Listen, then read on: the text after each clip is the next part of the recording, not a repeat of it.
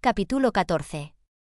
Durante la comida el señor Bennet apenas habló, pero cuando se retiraron los criados juzgó que era ocasión de conversar algo con su huésped, y por eso sacó a colación un tema en que pensaba quedar bien ante éste diciéndole que era muy afortunado con su patrona, la atención que Lady Catalina de Bourgh prestaba a sus deseos y la importancia por el concedida a su propio Camfer fueron cosas que tocó el señor Bennet, y nada pudo haber elegido mejor. El tema condujo a Collins a emplear mayor solemnidad de modales que de ordinario, y con la mayor seriedad afirmó que en toda su vida no había visto conducta igual en una persona de su rango, ni tal afabilidad y condescendencia como él había observado en Lady Catalina. Habíase dignado aprobar los 2 sermones que ya había tenido el honor de predicar ante ella. Le había invitado también a comer 2 veces en Rosings, y el mismo sábado anterior había enviado por él para completar su partida de cuatrillo durante la velada. Lady Catalina era tenida por orgullosa por muchos a quienes él conocía, pero él mismo jamás había visto en ella sino afabilidad. Le había hablado siempre como pudiera hacerlo a cualquier otro caballero. No hacía la menor objeción a que él se reuniese con las gentes de su vecindad, ni porque abandonase en ocasiones su parroquia durante 1 o 2 semanas para visitar a sus parientes. Se había dignado recomendarle siempre que se casase lo más pronto posible, con tal que eligiese con discreción, y le había visitado en su humilde abadía, donde aprobara en absoluto cuantas alteraciones hiciera, llegando hasta a sugerirle alguna, entre ellas una relativa a las habitaciones superiores. «Cierto que todo eso está muy bien y revela cortesía», dijo la señora de Bennet. «Tengo desde luego por muy agradable a esa señora. Lástima que las grandes señoras en general no se le parezcan. ¿Vive cerca de ti? El jardín donde se alza mi humilde residencia está separado solo por un camino del parque de Rosings, morada de su excelencia. Creo que has dicho que era viuda. ¿Tiene familia?» «Solo una hija, la heredera de Rosings y de otras muy extensas propiedades». «¡Ay!», exclamó la señora de Bennet sacudiendo la cabeza. «En ese caso, está mejor que ciertas muchachas. ¿Y qué especie de señorita es? ¿Es guapa?» «Es en verdad una muy encantadora señorita.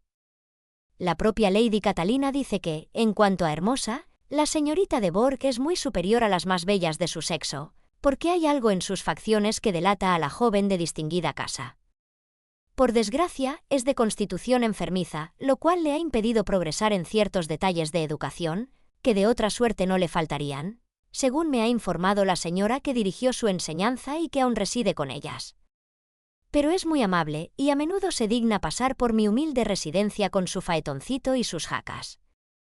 «¿Ha sido presentada en sociedad?» «No recuerdo su nombre entre las damas de la corte.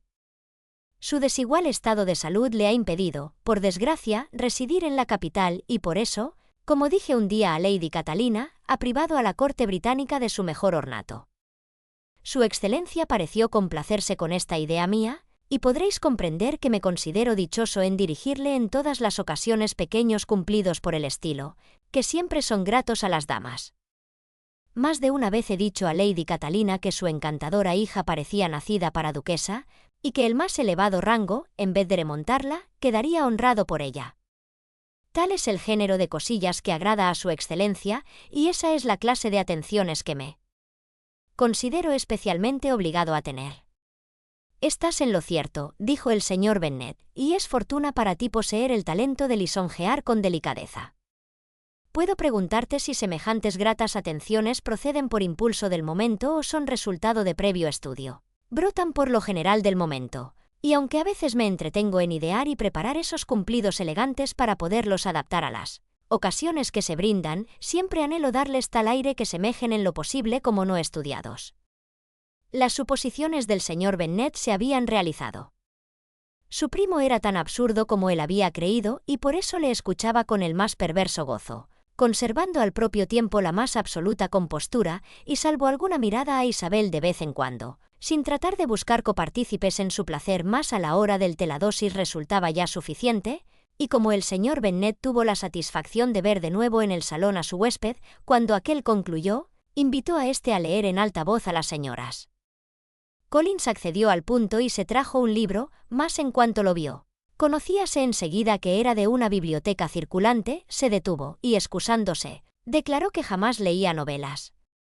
Catalina le miró con extrañeza y a Lidia se le escapó una exclamación. Presentáronsele otros volúmenes y, tras algunas dudas, eligió los sermones de Fordyce. Lidia comenzó a bostezar en cuanto él abrió el libro, y antes de que con monótona solemnidad hubiera leído 3 páginas, la misma le interrumpió de este modo. «¿Sabes, mamá, que nuestro tío Phillips habla de abandonar Richard, y si es así, el coronel Forster lo alquilará? Mi propia tía me lo comunicó así el sábado. Mañana iré a Meriton a saber más sobre eso y a preguntar cuándo regresa de la capital el señor Denny». Las 2 hermanas mayores suplicaron a Lidia que refrenase la lengua, pero Collins, muy ofendido, dejó a un lado el libro y exclamó: «Con frecuencia he observado a cuán pocas señoritas interesan los libros de carácter serio, aunque estén escritos solo para su bien. Confieso que me confunde, pues en verdad que nada puede haber tan ventajoso para ellas como la instrucción. Pero no quiero importunar más tiempo a mi primita». Volviéndose entonces hacia el señor Bennet, se le ofreció como rival en el juego de chaquete. El señor Bennet aceptó el reto, notando que obraba con gran cordura en dejar a las muchachas con sus peculiares entretenimientos de bagatelas. La señora de Bennet y sus hijas excusaron con mucha cortesía la interrupción de Lidia, prometiendo que eso no volvería a ocurrir si de nuevo tomaba el libro el señor Collins, mas tras de asegurarles que no se resentía con su primita y que nunca tomaría por ofensa su conducta, se sentó en otra mesa con el señor Bennet y se dispuso a jugar al chaquete.